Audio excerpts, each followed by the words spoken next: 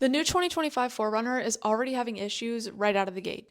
Now, to be honest, this is kind of expected with it being a brand new generation for it to have some sales dips or some problems that need to be worked out and things of that nature. However, this new 6th generation is getting some criticism for its reliability issues and complexity issues specifically. Now, I've made a few videos on the 2025 4Runner, but ultimately in this video, I want to talk about how it's performing, the issues that it's facing, and of course, what it would look like to comfortably afford one if you still ultimately decide that you want to get one. And whether you decide that you want to get a 2025 4Runner or an older 4Runner or any vehicle for that matter, I do have an all new budget tracker. I've completely re-updated it. I'll link that down in the description below if you want to check that out. I think it could be very helpful to help you reach your financial goals and make sure that you're staying on track with budgeting and keeping up with your finances. So if you want to check that out, it greatly helps out the channel and I would greatly appreciate that. Now, first and foremost, before we even get into the details of any of that, let's look at what the 4Runner actually has to offer this year. Now, the one that I'm looking at is a 2025 Toyota 4Runner TRD Off-Road Premium.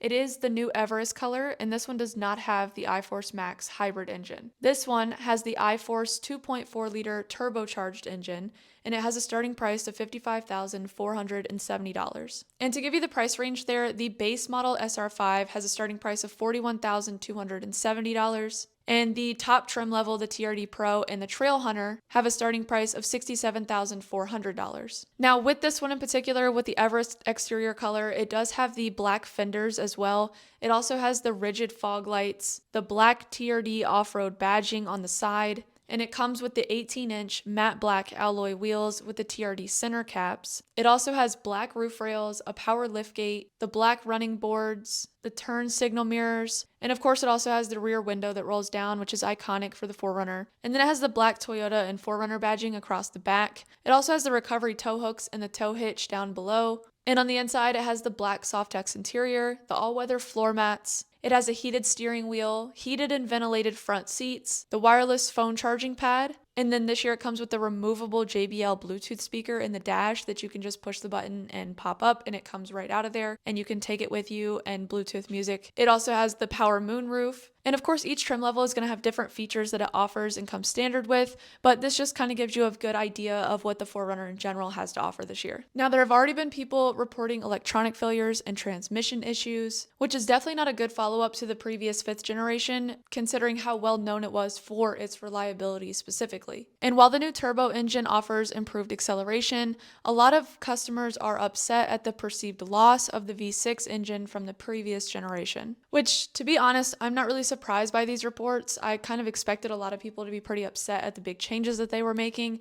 And of course, like I said in the beginning of this video, it is expected to see a few issues when you are changing so many things so drastically. And with the previous generation being so well known specifically for its V6 engine and them changing it for this year, I can see why there are so many people that are not really thrilled on this decision. But it's still something to consider regardless. But either way, sales figures for 2025 for the 6th generation are showing a significant drop from the previous year. Now, of course, these sales are expected to increase moving forward, but only time will tell based off of the reliability. I think that will influence it very heavily, so we'll just have to wait and see. But either way, if you've already made up your mind that you're going to get a 2025 4Runner or just a 6th generation in general, it's probably good to know if you can actually afford one or not. So if we use the price of the mid-range TRD Off-Road Premium, which has the starting price of $55,470, plus the delivery fee, which is $1,500, plus an 8% sales tax, then that would bring the total cost to $61,527.60. So if you were to finance that for 6 years or 72 months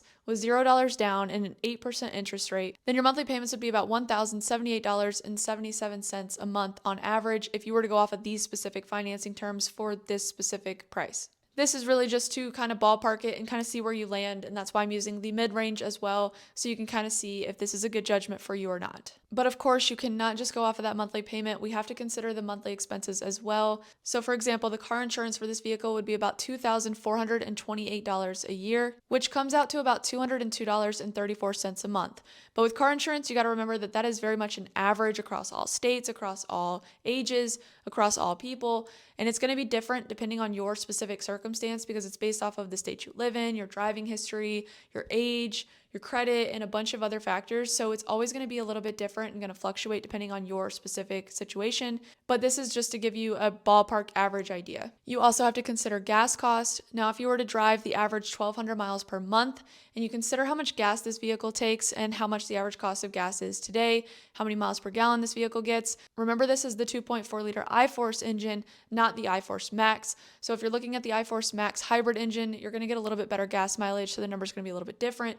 But for this one specifically, with the 1,200 miles per month and the average cost of gas today, you would be looking at around $177.14 a month for your average gas cost under those circumstances. But like I said, you would save more money with the iForce Max hybrid engine. And if you wanted to save even more money, I do have a link down below for upside. If you use my code, you get additional cash back on gas. There's also cash back on restaurants and grocery stores as well. So if you're interested in that, you can check that out down below. And then you also have to account for maintenance as well. Now, this could be routine maintenance, oil changes, tires, and any possible repairs that may come up. And for that, you'd be looking at an average of about $514 a year, which is about $42.84 a month if you were to divide that evenly. Obviously, if you only get an oil change every couple months, it's not going to be specifically every month, but that's just to give you a general idea if you were to divide it amongst all 12 months. Now, if you were to add all of these together, your car payment, your car insurance, your gas, your maintenance, you'd be looking at about $1,501.09 a month on average if you added all of these payments together. Now, in order to comfortably afford this at 15% of your average annual income, then that means that you would need to be making about $120,087.20 annually if you wanted to comfortably afford this at 15% of your total average annual income. Now, like I said, this is an average for the TRD off-road premium trim level, and it's going to fluctuate depending on your situation and depending on other trim levels that you may choose.